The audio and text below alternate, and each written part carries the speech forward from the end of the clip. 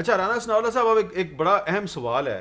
اب جب کہ پی ڈی ایم کا جو اجلاس تھا پچھلا، اس اجلاس کے بعد پوری دنیا پہ واضح ہو چکا ہے کہ جی مسلم لیگ نون اور جے یو آئی اور پی ڈی ایم کی 9 جماعتیں وہ تو ان اسمبلیوں سے استعفیٰ دینا چاہتی ہیں. تو اب اگر بائی الیکشن ہوگا این اے 75 ڈسکا میں اور آپ اس کو لڑنے بھی جائیں گے اور امیدوار دوبارہ کھڑا کریں گے، تو کیا ووٹر جو ہے وہ یہ نہیں سوچے گا کہ مجھے کیا فائدہ ہے ان کو ووٹ ڈالنے کا، انہوں نے تو بعد میں استعفیٰ دے دینا ہے؟ نہیں، اگر اس سے پہلے یہ فیصلہ ہو گیا کہ ہم نے استعفے دینے ہیں تو پھر ہم اس الیکشن کا بھی جو ہے وہ بائیکاٹ کریں گے. پی ڈی ایم کے پلیٹ فارم پہ استعفوں کی جو آپشن ہے وہ ڈسکس ہوئی ہے اور اس کے اوپر کوئی فیصلہ نہیں ہو سکا کیونکہ پیپلز پارٹی نے جو ہے وہ مہلت مانگی ہے. یہ جو سارا کل کے اجلاس کا جو معاملہ اسے خراب کہہ لیں یا جو معاملہ جس طرح سے ہوا، وہ صرف اس بات سے ہوا کہ میٹنگ میں کی جانے والی بات جو ہے وہ لائیو میڈیا سے شیئر کی گئی. میں ایک سیاسی کارکن کے طور پہ بالکل اس بات پہ دعویٰ رکھتا ہوں کہ اگر ایسا نہ ہوتا تو میٹنگز میں تلخ و شیریں باتیں ہو جایا کرتی ہیں. تو اپنا آرگومنٹ ہر آدمی جو ہے وہ پیش کرتا ہے، اپنی دلیل کو ہر کوئی ثابت کرنے کی کوشش کرتا ہے. تو یہ وہاں سے جو ہے یہ بات جو ہے یہ جگہ تو آپ کو خرابی پتہ ہے نا، کی طرف گئی، جس کا جگہ تو آپ کی پارٹی کے مولانا فضل الرحمان صاحب نہیں، لیکن وہ ہم اس بات کے اوپر پوری طرح سے انشور ہیں کہ اس میں ہمارے کسی بندے کا کوئی ہاتھ نہیں ہے.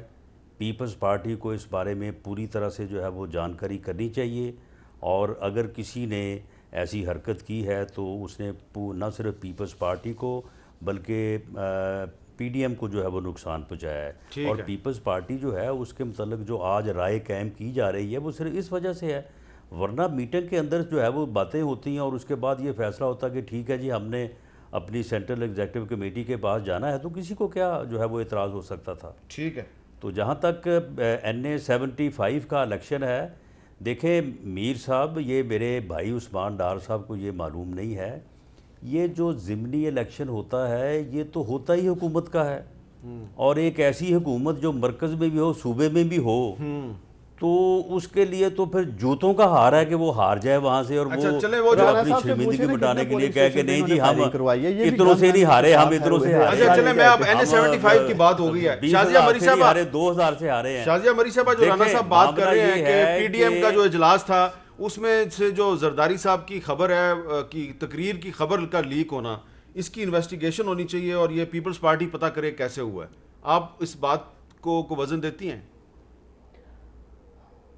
میر صاحب آپ نے درست فرمایا کہ جو وینیو ہے وہاں پر مختلف جماعتیں موجود تھیں، اور میں نہیں سمجھتی کہ صرف ایک جماعت اس کے لیے ذمہ دار ٹھہرائی جا سکتی ہے. لیکن رانا صاحب کی اس بات پر میں اصولی طور پر میں سہمت ہوں کہ جو باتیں اندر ہوتی ہیں وہ باتیں کسی بھی جماعت یا کسی بھی جو بھی وہاں موجود ہوتے ہیں، کیونکہ جو لوگوں کی تعداد ہوتی ہے یا جس قسم کے لوگ ہوتے ہیں، تو میرا نہیں کیا خیال کہ ہر بندے کو سکرین کیا جاتا ہے یا ہر بندے سے اس طرح کا سیکیورٹی چیک ہوتا ہے.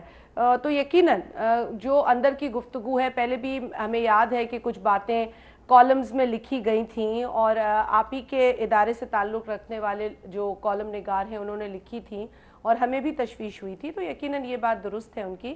لیکن جہاں تک استعفوں کی بات ہے تو میں صرف اس بات کو ایک بار اور دہراؤں آپ کے پروگرام کے اوپر کہ پرسوں سے قبل یہ نہیں کہا گیا تھا کہ استعفے ہوں گے اور پھر لانگ مارچ ہوگی. تو لانگ مارچ کو استعفوں سے جو منسلک کیا گیا وہ پہلی مرتبہ پرسوں کی میٹنگ میں تھا، اور اس سے قبل پاکستان پیپلز پارٹی کی سی سی یہ ڈیسائیڈ کر چکی تھی کہ چونکہ پی ڈی ایم کے ایکشن پلان میں استعفے ایک آپشن ہے اور آخری آپشن کے طور پر ہیں، لہٰذا ہم اسے بالکل استعمال کریں گے اور اسی وقت استعمال کریں گے جب اس حکومت کو ہم مزید ٹف ٹائم دے اور گرانے کی پوزیشن میں ہوں.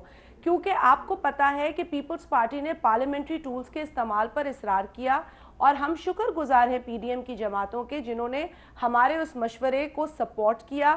ہم نے 7 بائی الیکشنز لڑے، اس حکومت کو منہ کی کھانی پڑی. جن لیڈ سے جنرل الیکشن میں جیتے سے اس سے 3 گنا زیادہ لیڈوں سے ہم جیتے.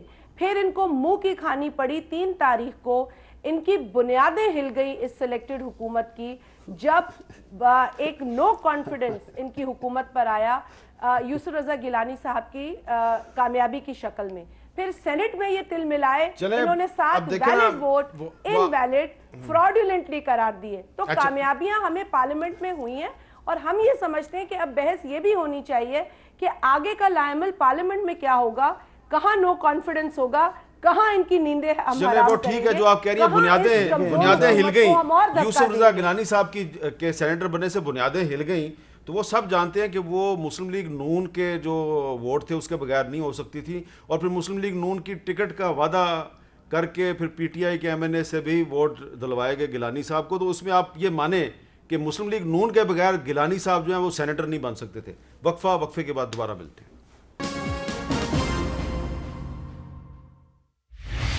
Welcome back. عثمان ڈار صاحب، کل رات کو مولانا فضل الرحمان صاحب نے ٹیلی فون پہ آصف زرداری صاحب سے بات چیت کی، آج ان کی ٹیلی فون پہ نواز شریف صاحب سے بات ہو گئی ہے. تو آپ کو لگتا نہیں مولانا فضل الرحمان بڑے کھاک سیاستدان ہیں، کوئی نہ کوئی راستہ نکال لیں گے، پی ڈی ایم کو ٹوٹنے نہیں دیں گے؟ تو یہ جو آپ کہہ رہے ہیں پی ڈی ایم دفن ہو گئی، ہو سکتا ہے آپ غلط ثابت ہو جائیں. دیکھیں، شاید پی ڈی ایم ایک ہی طرح بچ سکتی ہے اگر یہ استعفوں سے پیچھے ہٹ جاتے ہیں، اور پیپلز پارٹی کبھی استعفے نہیں دے گی، جیسے میں نے آپ کو پہلے کہا، اور عملی طور پہ یہ ویسے بھی ختم ہو چکے ہیں. اگر آپ قوم کو ان کی ویڈیوز دکھا سکیں، تقریباً مولانا فضل الرحمان نے، بلاول نے، مریم نے، ان سب نے بڑے اعتماد کے ساتھ کہا جی نومبر کے بعد یہ حکومت نہیں ہوگی، دسمبر کے بعد یہ حکومت نہیں ہوگی، جنوری کے بعد تو ہوگی نہیں. اب جب یہ لوگ عوام کو اس حد تک ایکسائٹڈ ہو کر بیانات دیتے رہے ہیں، اور آج پاکستانی دیکھ رہے ہیں کہ الحمدللہ وزیر اعظم عمران خان آج بھی قائم دائم ہے، حکومت کھڑی ہے، کام کر رہی ہے، تو اب یہ کیا ایک نیا نعرہ لے کے آئیں گے، کیا ایک جان ڈالیں گے پی ڈی ایم، ایک مردہ پی ڈی ایم میں. اور جو بات بریک سے پہلے یہ کر رہے تھے کہ خبر لیک کس نے کی، میر صاحب یہ خبر پلاننگ کے ساتھ لیک کی گئی، اور میں سمجھتا ہوں یہ خبر لیک کی گئی جو لوگ ویڈیو لنک پہ تھے. آپ تو گھر کی بات کر رہے ہیں نا، وہاں سے خبر لیک نہیں کی گئی. خبر لیک کی گئی ہے جہاں زرداری صاحب بیٹھ کے بات کر رہے تھے، جہاں بلاول بھٹو بیٹھے تھے، اور وہ پیغام دیا گیا جہاں وہ پیغام پہنچانا چاہتے تھے. تو آپ پیپلز پارٹی پہ الزام لگا رہے ہیں کہ پیپلز پارٹی نے لیک کیا ہے؟ پیپلز پارٹی نے بھی لیک کی ہے، اور دوسری طرف اگر آپ سمجھتے ہیں نون لیگ والے، میں یہ سمجھتا ہوں وہ اس لیے انہوں نے کی، آپ جیسے فرما رہے تھے کہ یہ ایک تو پیغام دے رہے ہیں کہ ہم نے میاں صاحب کو کھری کھری سنائی ہیں کہ میاں صاحب ان پاکستان آ جاؤ واپس. اچھا میاں صاحب اگر آپ چاہتے ہیں تحریک میں حصہ لیں تو کٹھے جیل بھی جائیں گے، ہم کبھی پاکستانی قوم کو اسٹیبلمنٹ سے نہیں لڑائیں گے. آپ نے پیپلز پارٹی پہ الزام لگا دیا. شازیہ مری صاحب اس کا جواب دے دیں. یہ ڈار صاحب کہہ رہے ہیں جی پیپلز پارٹی نے خبر لیک کی ہے. دیکھیں، ڈار صاحب کے خواب میں چھیچڑے آ رہے ہیں. وہ پی ڈی ایم کے حوالے سے جو بیانات دے رہے ہیں وہ آج نہیں دے رہے. جب پی ڈی ایم کی میٹنگ ہوئی ہے، ان کی طرف سے اسی طرح کی قیاس آرائیاں اور جھوٹی خبریں پھیلائی گئی ہیں. میں ان کو سیریسلی نہیں لیتی. ان کو سوچنا یہ چاہیے کہ 3 مارچ کو ان کی بنیادیں ہل چکی ہیں. عمران نیازی پر ان کے اپنے 16 اراکین ان کی زبانی یہ کہہ چکے ہیں انہوں نے ان کو ووٹ نہیں کیا، اور ان کو انہوں نے چور کہا، ان کو انہوں نے ملزم کہا، مجرم کہا، بلکہ لفظ مجرم استعمال ہوا وزیر اعظم کی طرف سے. ان مجرموں کو جا کے ڈھونڈیں. رانا صاحب ان کے مجرم ہو سکتے ہیں لیکن انہوں نے حق ادا کیا ہے عوام کا. رانا صاحب 4 اپریل کو کیا ہوگا؟ آپ کو کیا لگ رہا ہے 4 اپریل کو مسلم لیگ نون جو ہے اس کو پیپلز پارٹی سے کوئی اچھی خبر ملے گی؟ صاحب 4 اپریل کو جو ہوگا وہ آپ چھوڑیں. ابھی جو بات ہوئی ہے، جو ڈار صاحب نے کی ہے، آپ اس سے اندازہ کریں کہ ان کا کل کا کتنا برا حال ہے.